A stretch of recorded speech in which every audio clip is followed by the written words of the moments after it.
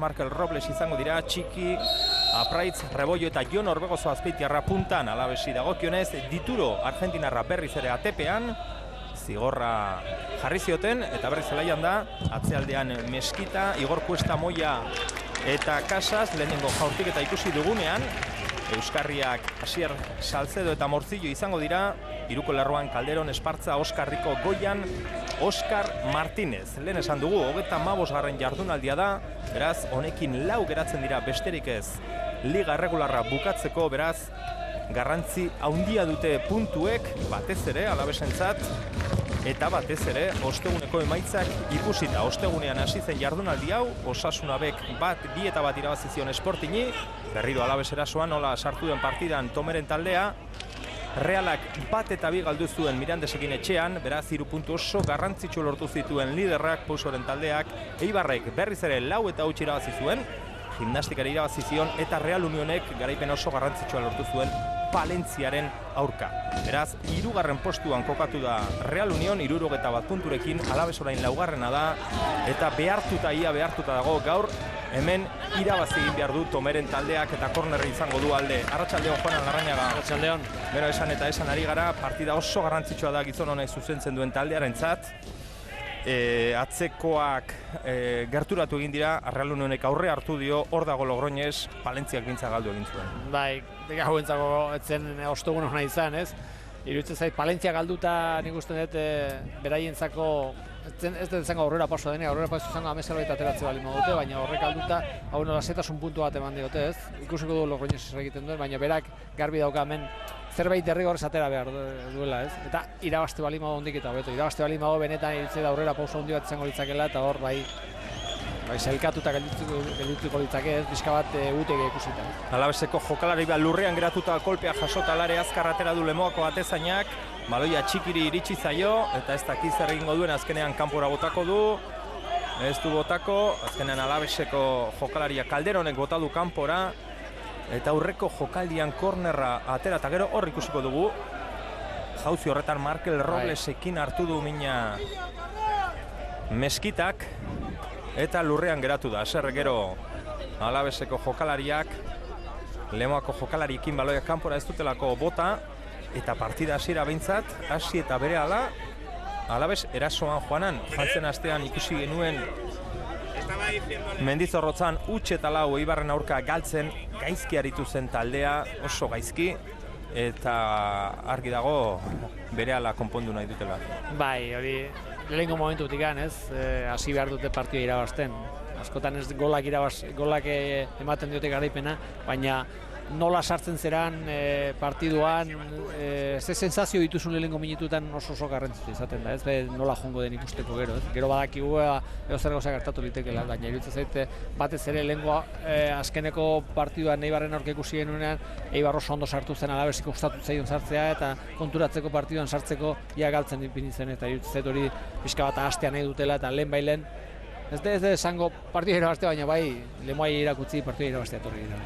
Lengo arazotxoa hortxe Meskitarekin zelaia utzi egin beharko du une batez, odola duelako, eta berehala zelairatuko da berriz, bitartean entzuten ditugun oihuak, Alabes zaleen oihuak dira, jende desente etorri da, eta arlo nagusiako armaietan, orain dela astebete beste itxura bat erakutsi zigun arlo nagusiak, etxeko jendez beteta, kamisetak, zapiak, denak gorri beltzak, Federazioko kopako finala hemen jokatu zuen Lemoak, etxetik kanpo utzi eta birabazi eta gero kale egin zuen, 1 eta 4 galdu zuen, Larrazabalen taldeak hori ere aztu nahi dute bizkaitarrek, eta gaur armaietan kolore txuri urdina, batez ere.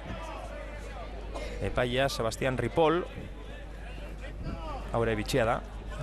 Mallorcatik bidalitako epaia da, ez dakit, bigarren B mailan Mallorcatik bidali behar izan dute epaia, pentsa, zenbat gastu. Lemoa ino, Mallorcatikan, Lemoa Alabes pitatzera. Askotan izaten da, ez dakigut, Zergatia ez dakigu zergatia ez, baina bai balitekela, askotan eskatzen du kanpoko taldeak eta pixka bat hori kanporaketatan da gehiago izaten da beste tamaino gehiago. beste paile bat, federazio eskatu, beste leku batetik etortzeko, ez bertako inguruko izan gabe, ez? Gertatzen da bigarreko B mailan etortzen dira estatu guztitik.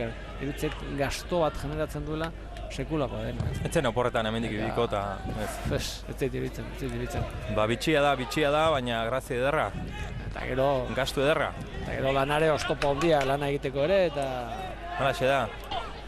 Oztopo desente jarri digu Euskal Telebistari ere Sebastian Ripoll epaile jaunak mikroak normalean jartzen ditugun mikroak zelaian, marra bazterrean kentzeko esan digu ez zegoela metro bat marratik mikroetaraino eta bueno, pixka bat jendeak ezagutuko du arlo nagusia eta ezagutzen ez duenak ere ikusten du irudietan ez dagoela metrorik ondoko ez, alboko marratik bai aldera, beraz alaxe esan diogu gure realizatzaileak noiz nun jarri behar ditugun eta azkenean ez kendu arazi dizkigu nun dagoen edo nun dagoela pentsatzen duen Mallorcatik iritsitako epaile honek.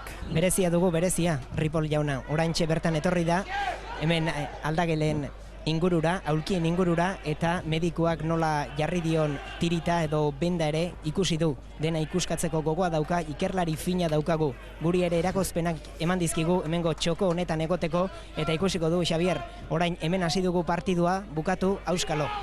Txoko horretan ikusten dekuia, baina jende gehiago dagoela. Bai. Gaur ere ondo akonpainatuan hau. Baloi luzea, Meskitak azkenean buruz kanpora, kornerra aterako du Lemoak, Txikik aterako du kornerra, ezkerralditik motzean, eta begira, Rebollok hor tupust egin du epailarekin. Eta bueno, epailaren gaia alde batera utzi aurretik beste gauzatxo bat, bitxikeri bat esan nahi nion Juanani, gaur utxe egin dugu, berotze ariketak egiten beti ikusten ditugunean epaileak, hirurak, epaia eta marrazaina joaten dira, normalean edo ia beti erdikoa epaia izaten da, berotzen. Gaur ere hori esan dugu, ez, gaurkoan erdikoa marrazaina zen. Eta, kaso egiten diogun futbolari, baloi luzea, gora Oskar Martinezentzat, abantai guztia du hor Ander Abellanedak eta buruz eman dio Aitor Alkalde atezainari. Federazioko kopan Iker Arriaga izan zen atezain titularra, gaur berriz ere Alkalde. Garbi ikusten barkatu, garbi ikusten dena jokaldi honetan, atezaina doka baloia, eta batez ere Alabes nola kokatzen den ikustea, ez? Lauko defensa batekin jokatzen da, defensa horretan Moia sartzen da Morcilloren lekuan, Morcillo aurrera, beraien aurretik jokatzen dut, beste lauko lerro bat egiten da. Esparza eta Salcedo beraien aurrean dutela aldia alde horretan. Pentsa nola jokatu, nola pentsatzen egon gira ez, Moia sartzen zelako eta atzelarik ateratzen da bat, Euskarri bezala bakarra jokatzen du, Morcillo izango da, Euskarri bakarra eta gero lau. Eta beste lauko lerro bat egiten da. Atzetik eta aurretik beti bi lauko lerro ongo dira. Casasek berreskuratu du Alabesentzat, hor da Calderon. Zer egin du hor, baloia kontrolatzeko, gero sarrera eta falta.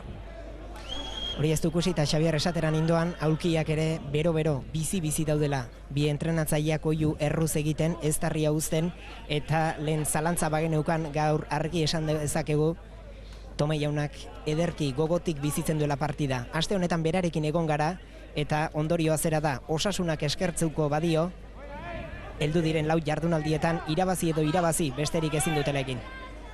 Gaur oso gertu daukazu, Tome jauna. Bai, belarriek ondo somatzen dute. Eneko katera du falta Lemoran alde baloia goian ipiniz. Koesta kurrundu buruz baloia Txikirentzat. Hain gainean du Calderon, hor da Txiki aurrera egitea lortu du ezkerrez erdirak eta ona. Atezaina dituro argentinarrak irten da. Baloia hartu eta azkar atera Oskar Martinezen bila Odei Mendinuetak moztu du. Espartza. Azkenean Avellanedari iritsi zaio. Luze, baloia gora, Rebollo baloi bila. Alboko sake aterako du Alabesek. Lemoan ere, beste egunetatik pixka bat aldatzen da baita ere, Rebollo barrura sartzen da, Begozeren ondoan jokatuko du, jokalari horrek iruditan dugun jokalariak, eta Praiz izango da eskubian egalean jokatuko duena, ez? Hor pixka bat